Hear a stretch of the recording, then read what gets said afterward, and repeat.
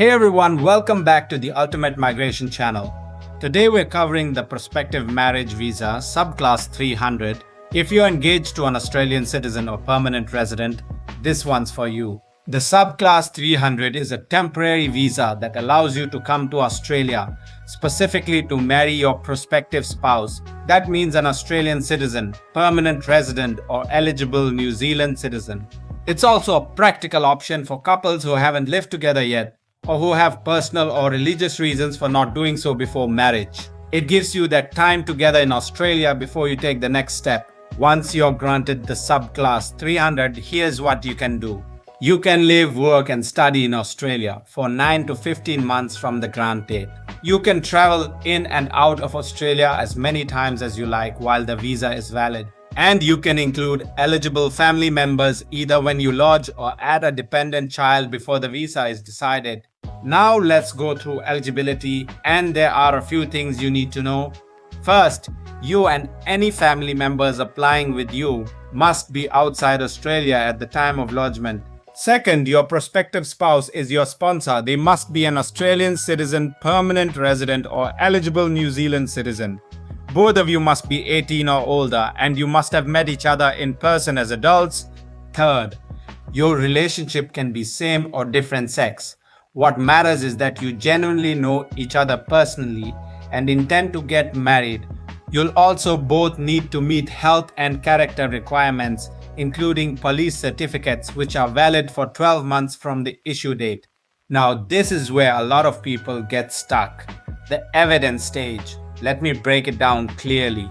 You'll need identity documents, birth certificate, current passport, national ID if applicable, and proof of any name change. You need 2 witnesses who know you both.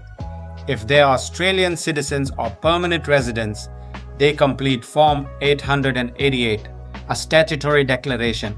Overseas contacts can provide a signed written statement. You must prove you've met face-to-face as adults. Photos together are the most straightforward, but flight records and travel itineraries work too. And you need evidence of your intent to marry in Australia. The most common way is a letter from your celebrant confirming the wedding is planned within 9 months of the visa being granted. The department assesses genuine relationships across 4 areas: social aspects, photos together at events, milestones, everyday moments, nature of commitment, call records, chat history, consistent communication over time. A practical tip here: use WhatsApp or Viber because you can export your full message history.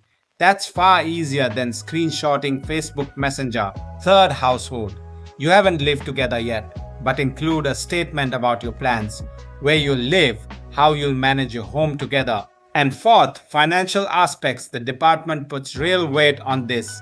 Regular transfers, even small, consistent ones, show financial commitment. Gifts, shared costs, sending things online, all of it builds the picture. Processing times currently range from 9 to 24 months. The office that handles your application depends on your country of passport. Some are faster than others. What helps most is submitting a complete, well-documented application from the very start.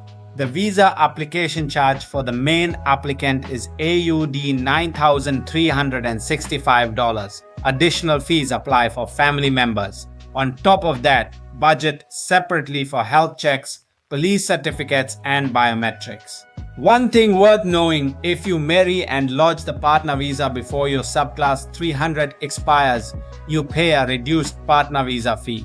So staying on track with your timeline has a real financial benefit. Once you're granted the visa, if you're outside Australia at the time of grant, you must enter before the first entry arrival date on your grant letter. Don't miss that date.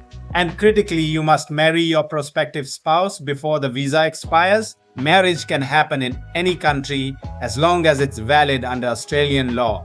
I also strongly recommend taking out health insurance while you're in Australia. You're personally responsible for your healthcare costs. Once you're married, you apply for the partner visa Subclass 820 and 801. You need to lodge that before your Subclass 300 expires. I've got a full video on the partner visa right here on this channel. Link is in the description. That visa is the pathway to permanent residency in Australia.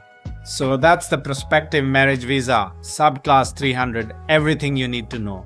If you have questions or want to talk through your specific situation, book a consultation through ultimatemigration.com. All the links are in the description below. If you found this helpful, please like the video and subscribe. See you in the next one.